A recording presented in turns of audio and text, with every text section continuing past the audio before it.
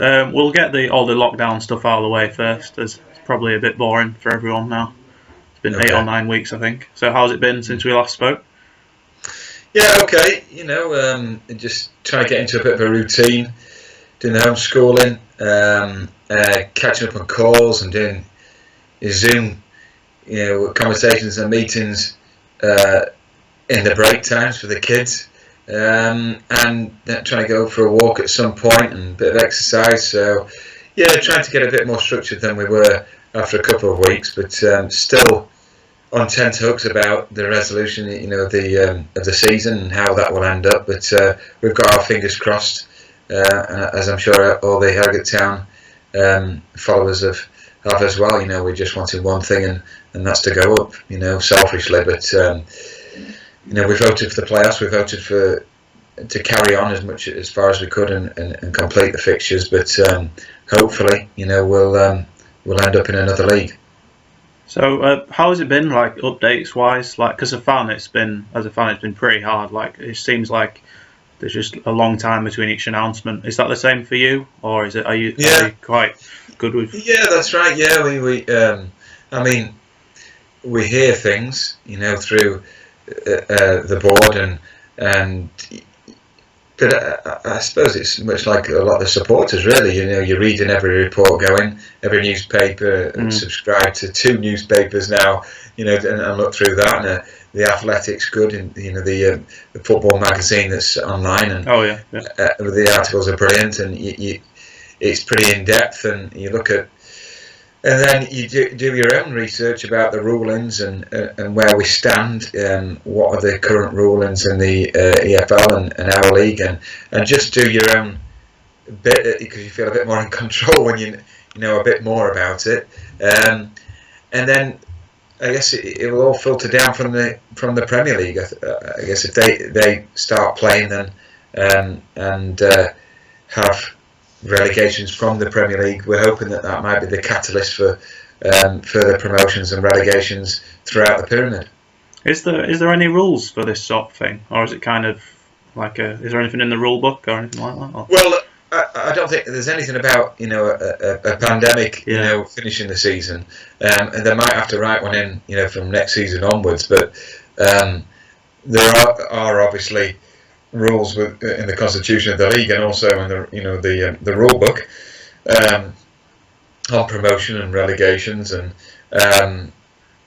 so we're just hoping, obviously, that we get the favourable answer in the end, which is to go up. And it's been a nightmare, I think, for everyone, hasn't it, the pandemic. And I think we can't play too much the victim, because there are a lot worse sufferers out there, and we've got to bear that in mind and have that balance when we talk about it.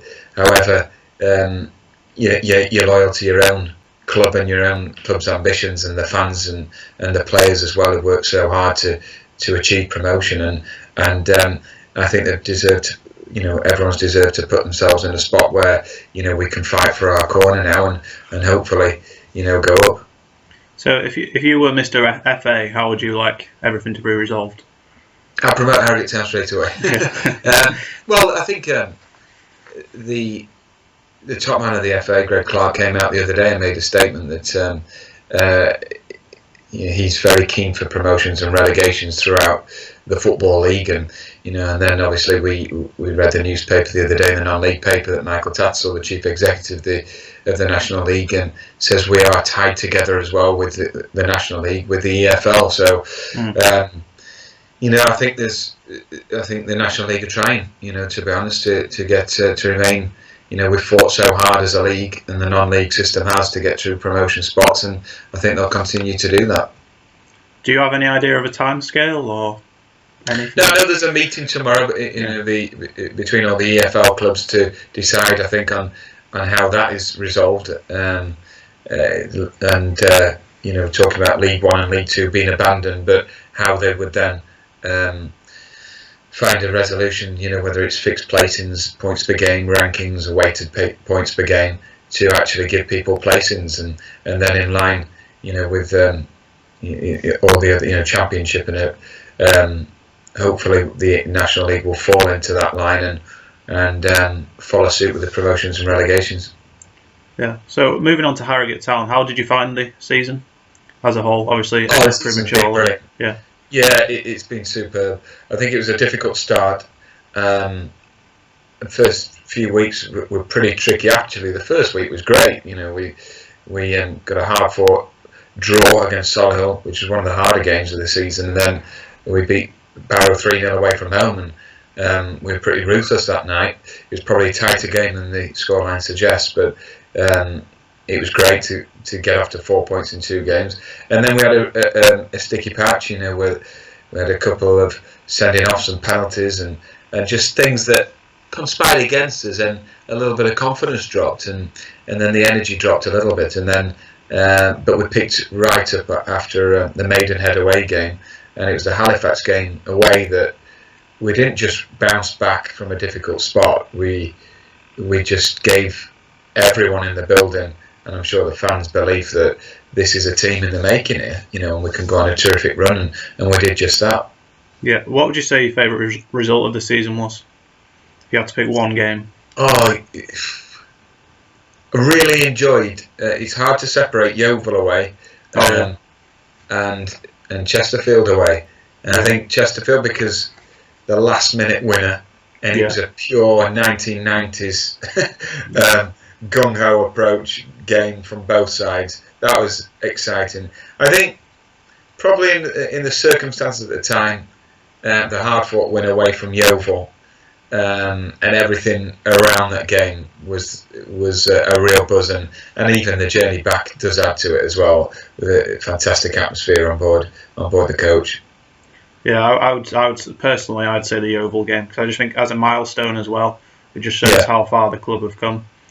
Well, yeah, I think the atmosphere within that stadium was brilliant. You know, they've got massive support down there, and it's almost like a partisan atmosphere, and I likened it at the time to Leyton Orient, and it was a challenge for the lads. Well, how far have we evolved as a team, and can we come out on top now in games where against an ex-league club where they expect and they're baying for blood, and can we come into a Lions Den like that and set our stall out, be organised, and win the game?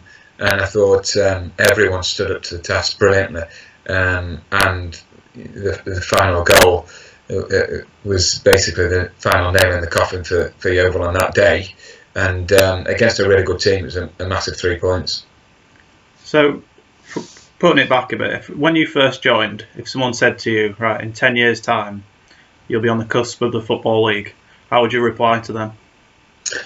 I'd say, really? I think, obviously, the first few years were really about just trying to establish a club in the Conference North, as it was, and just scrapping all the way. The second year was better, finished mid-table, but it was a rocky road the first few years, I have to admit. But I think each time we picked ourselves up, and we learnt what we needed to do, both as a side and with the training side of it, and how to develop as a club, and that's come hand in hand with the full-time status and the success on the pitch. But if it wasn't for those struggles, we probably wouldn't be, the unit that we are now. Yeah. So if the EFL rang you this week and said, right, you're in, would you think that Harrogate Town were prepared for that? Absolutely, yeah, 100%. I know there've been some rumours out there, whether they were malicious or not, I won't like to say, but saying that I've heard it on radio stations and even written articles that Harrogate want to go because they've got a plastic pitch. Well, we're ready to roll the plastic pitch up, and if we have to, we will do. And at the moment, we've got groundwork going off to increase the seating within the ground to get up to league standards, and we're reaching the full criteria. So what would be the point in playing all those hard-fought games and seeing it through if we only had to say to the players and the coaching staff, well, actually, we can't go any further now? We're prepared as much as anyone is. And so you spoke about the stand and stuff. I just thought I'd ask your opinion on behind closed doors games.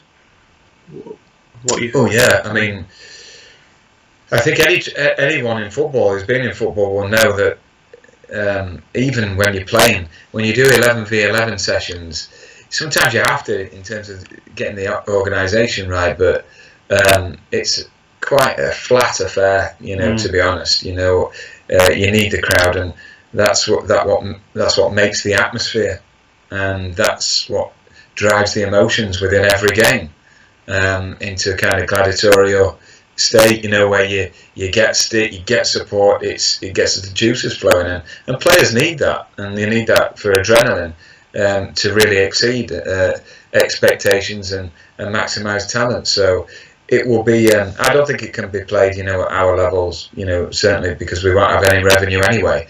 And what's it in it for the sponsors if they can't come to games and enjoy it and see that other people are noticing their brand in the stands? Yeah, I do think for football it is a bit of a no-go, because I watched the UFC at the weekend, and I quite enjoyed that because you could hear the conversations between the fighters and the trainers, and it was like quite a good insight. But I would agree that football is just, I think it's like half the game without the fans, probably even less. Oh, I think without a doubt, 100%. Like I say, if you do it in training, you can feel the players growing a bit because you're playing the full dimensions and it's a bit echoey around. The noise reverberates around the stands, and it's just false, really. And you don't want that false state, and you don't want that false state of mind. So we just can't wait to be able to return back to our ground with a full crowd, and only when that happens will we have, really be back, as a football club. So have you started your preparations for next season yet, or is that still a little bit? It's an unusual scenario that now 11th pre-season or close season. It's different, and I think everyone has to be patient because there's no revenue in. How can you plan ahead? And if you wanted to make a few signings, whilst this pandemic's going off and you don't know when your next penny is coming in, it's very, very difficult to be able to go, here you go, sign this. But what you can do is you can plan ahead, and have a strategy of, right, if we're in the Football League, this is what we plan to be the squad and the breakdown of the squad, and you're looking at obviously wages, and you're looking at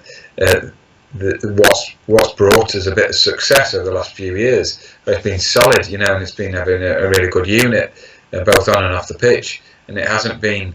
We won't rip it up by any stretch. All you can hope for each level you go up is just fine tune and get a little bit better. So we've kind of earmarked names on player lists of potential targets as and when we're able to recruit anyone. Yeah, and do you think because players have had some time off, and the likelihood is they won't be able to go on holiday, that maybe pre-season could start a bit earlier, and you could get everyone in, because I'm sure everyone will be raring to go. Well, yeah, I mean, we're still waiting for that confirmation of the FA Trophy game, when that will be, but I guess that will be in whenever pre-season is. That'll be in the latter part of that stage, so that'd be really good to add that dose of adrenaline, if we can get to play that semi-final against Notts County, there'd be a real football in pre-season. But you can't plan pre-season friendlies. If we were up and we had a grass pitch, then we'd be able to invite higher placed teams to be able to come to our ground. And you'd expect really good crowds, because that's one thing we have lacked with our pitch in the state it is as 3G, that it has been in the minds of higher league teams. It's had a detrimental effect on us arranging these pre-season games, but that would open it up. But no, we'd be up for pre-season whenever that may be, and I know that the players, and look at some of the videos of people like George Thompson, I don't think they've stopped, and we try and tell them to stop, but they've just got such a great attitude that they want to keep on going. Yeah, I was going to ask about the FA Trophy, because I had a quick Google and I couldn't find any confirmation that it had been scrapped.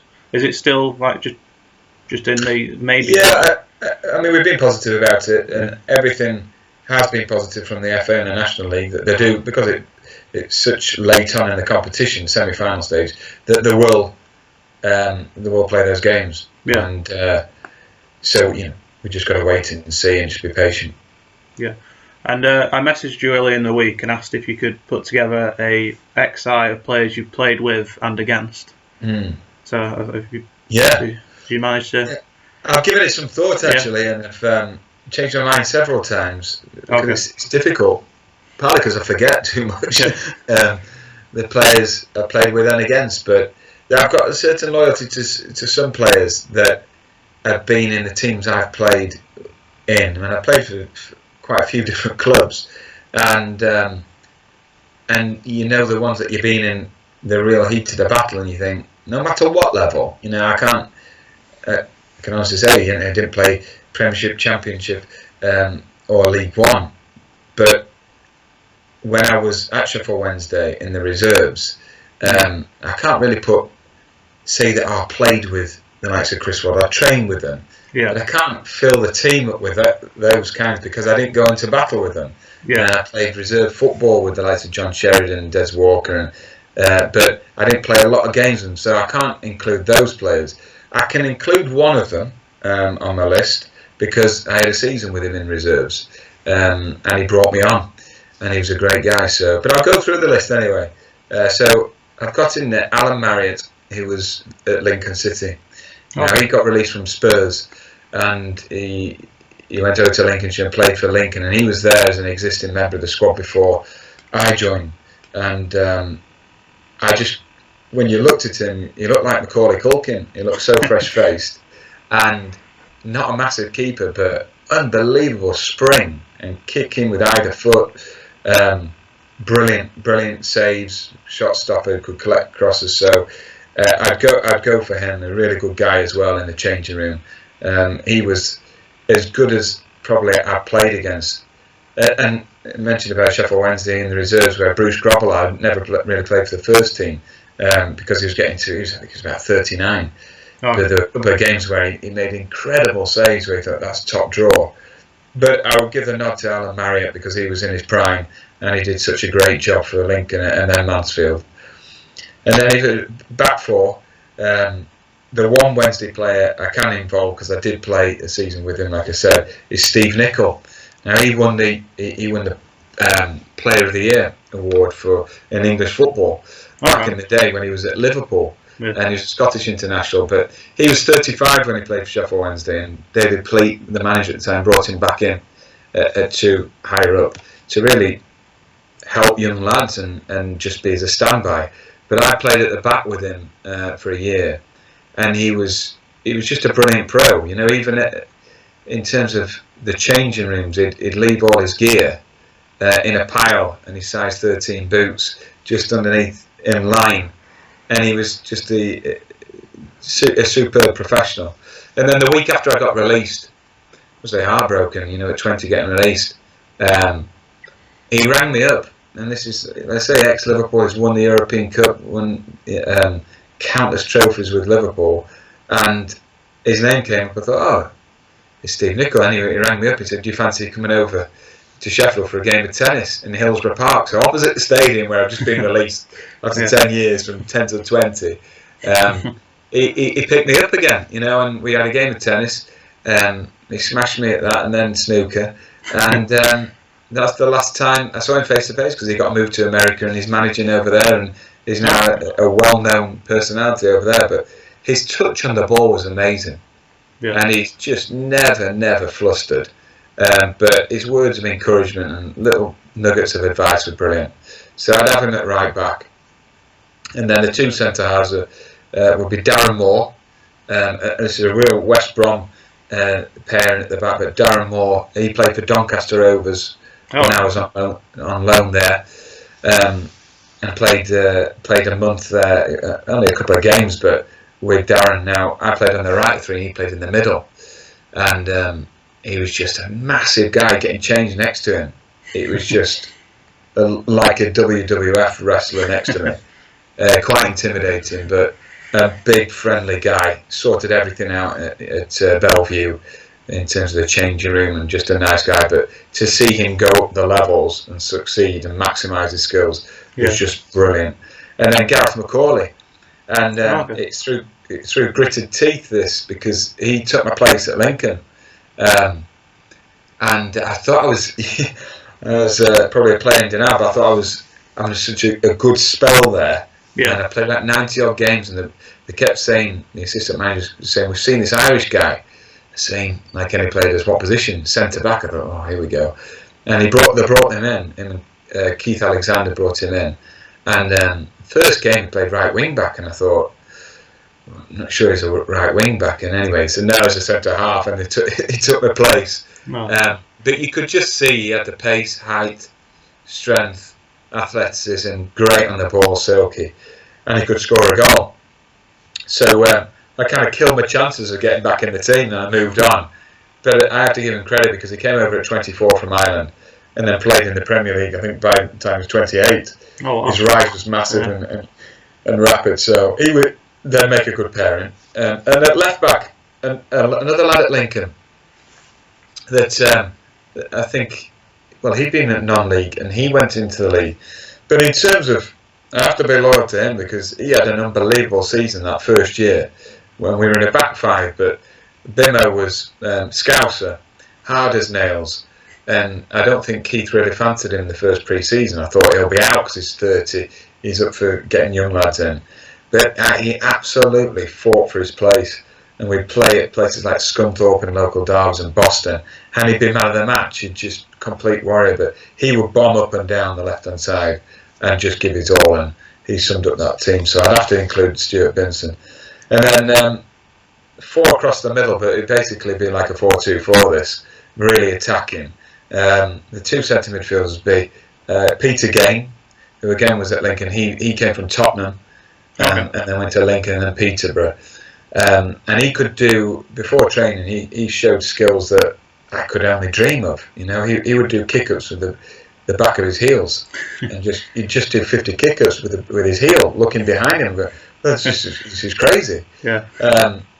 But a great lad as well. And sometimes he'd come in and say, "Well, how do you think I played? How do you think?" And I think, you're asking me, you know, with your ability. Yeah. You're joking at. You just run the show. But once he crossed that white line, he could do anything with the ball. And maybe a bit more self-belief, he'd have played top level. And then Thurs's pal would partner in, Graham Kavanagh. Now, he played with Thurs, I believe, at Carlisle. And I've actually met him because he came down for the charity five-a-side a couple of years ago. But I played against him, and I mentioned it after a few beers after we played.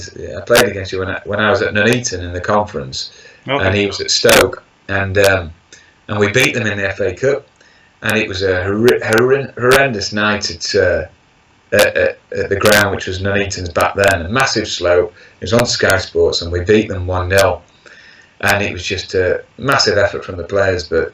I remember when we chatted with Thurs, he said, I remember that game. I remember sat in the changing room and a few players, Nuneaton players, were banging on the door and going, get in. He said, I could have ripped their heads off. So I didn't mention that I was one of those players, but it was a good feeling at the time, beating a really good Stoke team. Yeah. But he ran the show at Stoke when we drew and away from home. He was just a proper hard man. But really good footballer, so I've definitely put him in. And on the right and left of this team, up front, we've got Gary Taylor-Fletcher.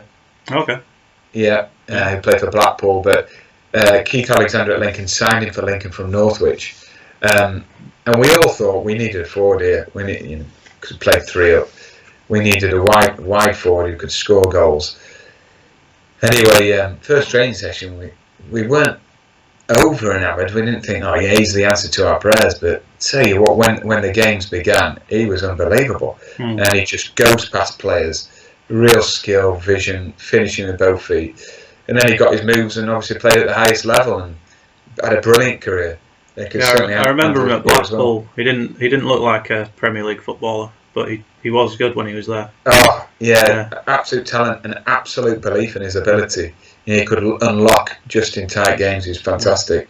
So it was great to see him do well. And then on the other side, I played for Tamworth in the conference against Norwich in the FA Cup, and Darren Huckabee absolutely ran riot. Yeah. And thankfully I wasn't playing right back. I was at centre half, but he was absolutely a flying machine. and he was brilliant that day. And throughout his career, he could cause anyone problems on his day. So I'll say he would definitely make the team. And then up front, I've got a bit of a dilemma because one of my highlights as a kid at being at Sheffield Wednesday, and so bearing in mind I didn't make the first team as a kid, was marking Andy Cole at Old Trafford in the reserves, and that was really a good experience. And we had a bit of a scrap as well, which made life interesting. But it was exciting, and you know, at that time as a kid, thinking I'm knocking on the door here. I played well. Anyway, I never played him again after that. So I would say that was a great experience. But the two that really stood out as they've got the full package was Dion Dublin again for Norwich. Oh yeah, massive guy. His head was hard as nails as well. Clashed heads with him a couple of times, but his ability and soft touch for such a massive guy made him outstanding. And John Aldridge, I played it when he was player manager at 37 at Tranmere. Yeah. And he, again, a nasty piece of work on the pitch, but his movement, his late movement and across the line and running across the front post was amazing. And to say he was on probably his last legs at the time, you just knew why he'd been so successful, and his desire was there. And straight after the game, coming over as a true pro and shaking your hand after, you know, a real fight, you know, and he was brilliant. So that's it. That's my 11. Oh, thank you for that. That's really interesting. No problem. And then I just thought to finish off, I'd ask if you have an update on anything you've been watching. Well, I'm going to have to get Netflix, because I keep getting told about this basketball in the Michael Jordan documentary. Oh yeah, it's really good. I'd recommend it. I have to watch that. I'm missing out on that. But I've watched the Test, the cricket, the Aussies documentary on Amazon. Okay. I've watched the Howard Wilkinson, the Leeds one. Do you want to win? Or how much do you want to win? Or something like that. That was really good. Anything really on Amazon I've hammered. You know, the 89, that's good, in 1989 when Arsenal won last minute.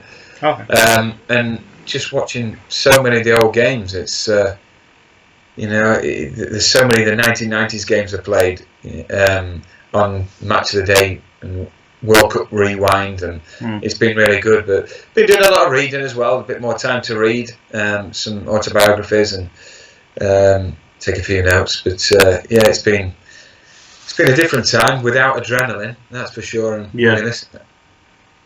Yeah. So thank you for all that. No problem, Isaac. Good to talk. Yeah, thanks again, and hopefully we'll have some news on the season soon. Yeah, I hope so. Hopefully it'll be the next few days, but you never know. Hopefully it's not too protracted, because it's like I say, you're on edge from it, and hopefully the lads will get their you know, all their rewards that they deserve. I mean, it's a killer for us fans, so I can't imagine what it is for you. Yeah, it's difficult. Sometimes I'm like this anyway, where something my wife can be talking to me, and sometimes I'm not really listening because I'm thinking about the team or results, or just dreaming about where we could end up. Yeah. And it's still the case even without the games. I'm still there. But I've had a lovely call from a supporter, John in Spofford, rang me and just said he'd read about the new stand and how much it meant that we were still moving forward as a club, and that meant a lot. And it's good that we've got such a close knit group of fans, and you know, Rachel produced the goods, didn't she, in terms of helping to make people aware about the auction that took place last weekend, raising money for the NHS in Harrogate. So I think if the club continues to do a bit with people like Rachel and the supporters raising money, it bodes well for the future, doesn't it?